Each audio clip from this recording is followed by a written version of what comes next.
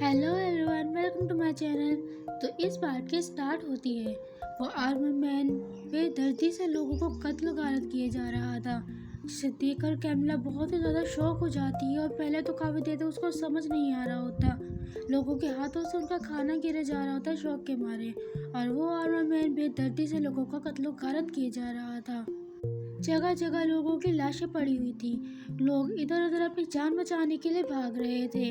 पीछे से उनके और सोल्जर्स भी आ जाते हैं, जो कि लड़कियों को ना बच्चों को किसी को नहीं बचते, हर किसी को कत्ल किए जा रहे होते हैं।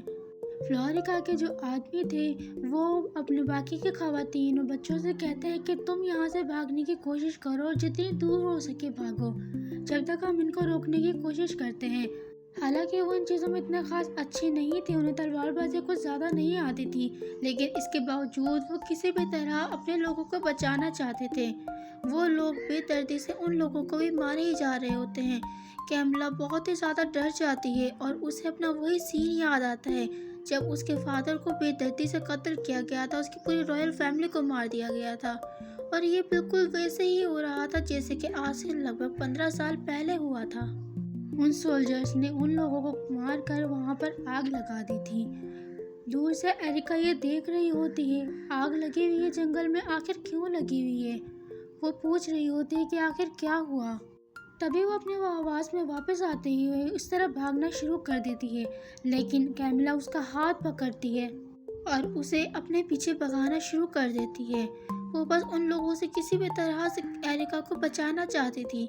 वो बहुत ही ज़्यादा मुश्किल से भाग रहे होते हैं, लेकिन एरिका पीछे से देख रही होती है कि उनके लोगों को बहुत ही ज़्यादा बेदर्दी से कत्ल किया जा रहा है। वो बहुत ही ज़्यादा इस कत्लो गारत से हैरान हुई थी और उसे समझ नहीं आ रहा था कि आखिर क्या हो रहा है।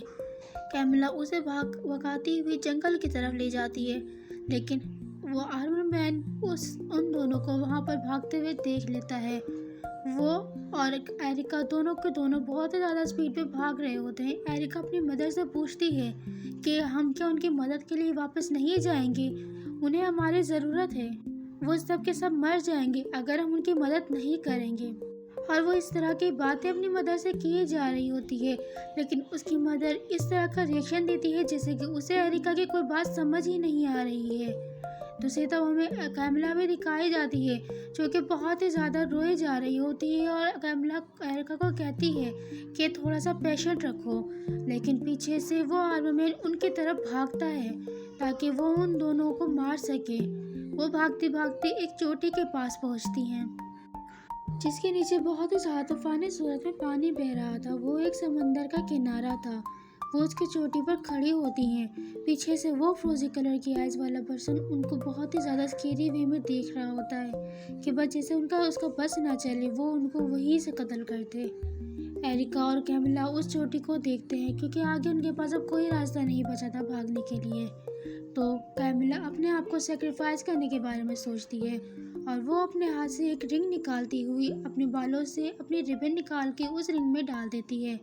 और जिस पर उसकी बेटी उसे पूछती है कि आखिर आप ये क्या कर रही हैं।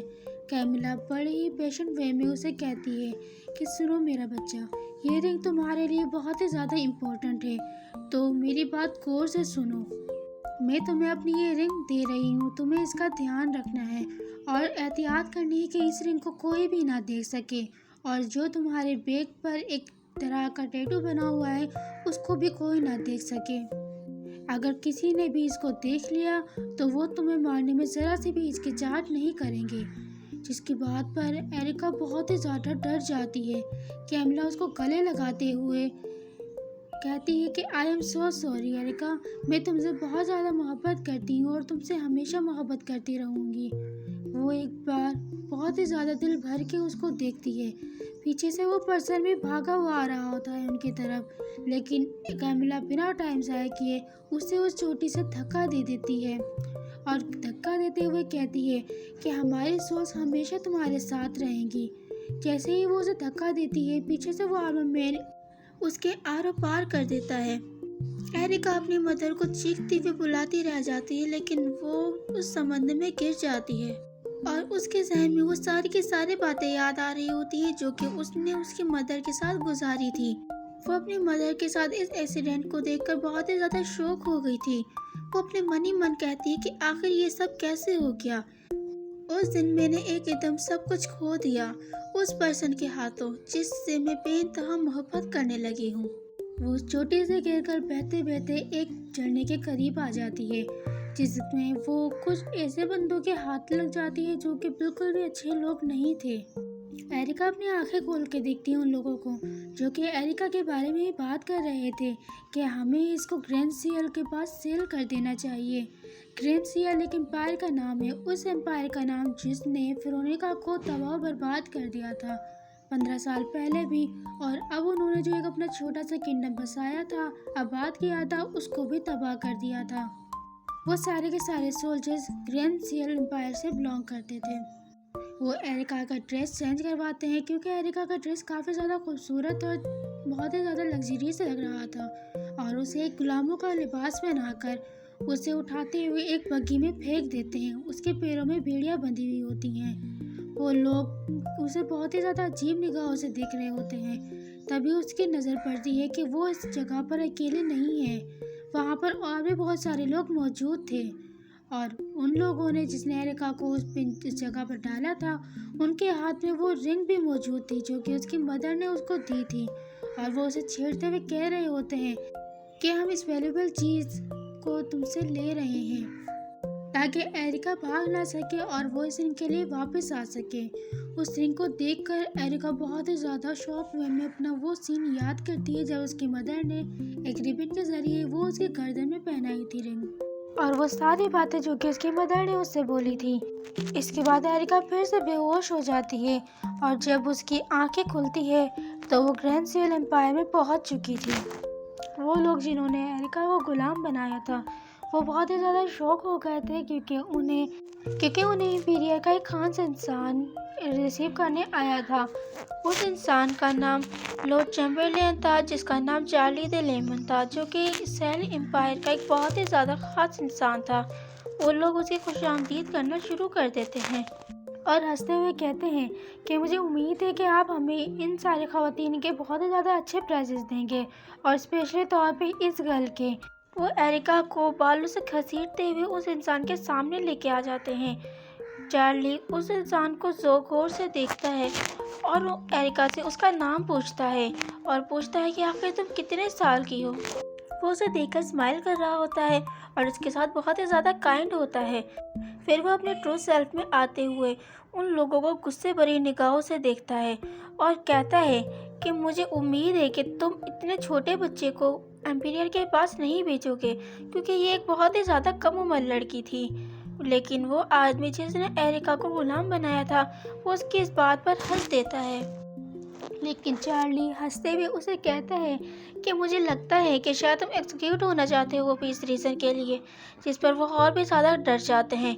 पीछे की तरफ से कुछ सिपाही भागते हुए आते हैं। चार्ली उन लोगों को देखकर बोलता है कि ये इतनी जल्दी आ गए। एरिका उनको देखकर डरना शुरू कर देती है क्योंकि उसने बाकी सबको तो नहीं पहचाना था लेकिन उस पर्सन को उसने पहचान लिया था जिसने उसकी मदर को कत्ल किया था। उसको देखकर उसके दिल की धड़कन बहुत ही ज़्यादा तेज़ हो जाती है। वो डरना शुरू कर देती है। उस इंसान को देखकर सीएल के बाकी सारे लोग उसको चीयर करने लग जाते हैं। लेकिन वो पर्सन जो कि एरिका को यहाँ पर लेके आए थे वो उन्हें बिल्कुल भी रिस्पेक्ट शो नहीं कर रहे होते हैं, जिसे देखकर चार्ली उन्हें कहता है कि तुम यहाँ पर आए हो और हमारी इंपीरियल आर्मी हमारा प्राइड है तो तुम्हें इनको रिस्पेक्ट शो करनी होगी। उन आर्मी का एक पर्सन आगे आता है। हमने उन डेविल्स को मार डाला है जो कि इस दुनिया में आफत को पुकारते हैं और कहता है कि हम बस एक स्टेप दूर हैं इस दुनिया को अचीव करने में। पीछे से वो एरिका की मदर कैमिला को भी एक क्रॉस वे में लेके आ रहे होते हैं, क्रॉस के ऊपर बांधकर। एरिका अपनी मदर को इस तरीके से बंधा हुआ देखकर बहुत ही ज़्यादा डर जाती है। उसकी मदर का बहुत ही ज़्यादा बुरा हाल होता है, वो बहुत ही ज़्यादा खून में लथपथ होती है।